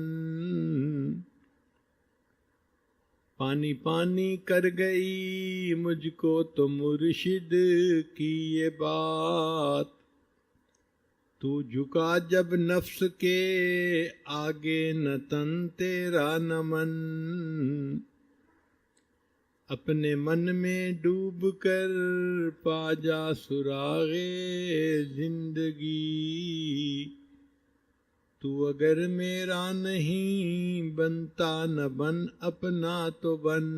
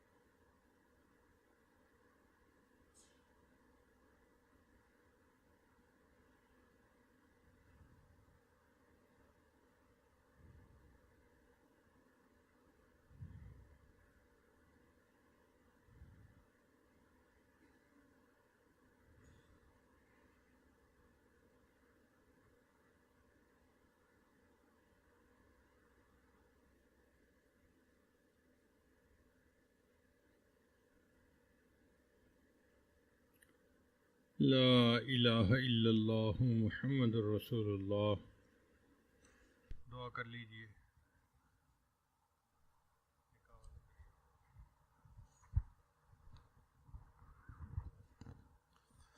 آمین۔ الحمد للہ رب العالمین والعاقبۃ للمتقین والصلاۃ والسلام علی رسولہ محمد وآلہ واصحابہ اجمعین۔ اے کریم پروردگار، ہم تیرے عاجز و مسکین بندے ہیں، تیرے سامنے دست بدعا ہیں۔ اللہ ہمارے اٹھے ہوئے ہاتھوں کی لاج رکھ لیجئے، ہمارے گناہوں کو معاف فرما، ہماری خطاؤں کو معاف فرما۔ اللہ تمام نیک تمناؤں کو پورا فرما، ہمیں نفس اور شیطان کے مکر و فریب سے محفوظ فرما۔ اے کریم پروردگار، قدم قدم پہ ہماری دستگیری فرما، قدم قدم پہ ہماری حفاظت فرما۔ اے اللہ، فتنوں کا زمانہ ہے، ایمان بچانا مشکل ہو چکا ہے، ہماری ایمان کی حفاظت فرما۔ اللہ، ہم نے جو ٹوٹے پوٹے عمل کیے ہیں، ہمارے ان عملوں کی حفاظت فرما، ہمارے ان عملوں کی حفاظت فرما۔ اے کریم پروردگار، رمضان المبارک کے جو لمحات باقی ہیں، یہی لمحات ہمارے لیے سعادت کا باعث بنا، یہی لمحات ہمارے لیے نیک بختی کا باعث بنا، اللہ ہمارے لیے مغفرت کا باعث بنا۔ اے کریم پروردگار، ہمیں نفس اور شیطان کے حوالے نہ فرما، اللہ ہمیں حالات کے حوالے نہ فرما، اللہ ہمیں ناقدروں کے حوالے نہ فرما، اللہ برے حالات سے محفوظ فرما، بری نظر سے محفوظ فرما، برے لوگوں سے محفوظ فرما۔ اے کریم پروردگار، ہمارے ساتھ فضل والا معاملہ فرما، اللہ ہم تجھ سے عدل کے طلبگار نہیں ہیں، فضل کے طلبگار ہیں، اللہ فضل کا معاملہ فرما دیجئے۔ اے کریم پروردگار، سورۃ یاسین شریف کی تفسیر مکمل ہو گئی، پڑھنے والے پڑھانے والے سب کی خدمات کو قبول و منظور فرما۔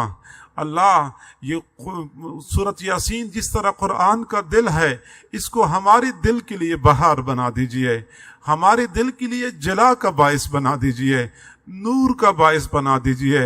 اللہ، قرآن کے اسرار اور رموز ہم پر کھول دیجئے۔ اللہ، قرآن عمل کی کتاب ہے، ہمیں عمل کی توفیق عطا فرما۔ اے کریم پروردگار، قرآن کی خدمت کی توفیق عطا فرما، زندگی کے آخری لمحے تک قرآن کی خدمت کرنے کی توفیق عطا فرما۔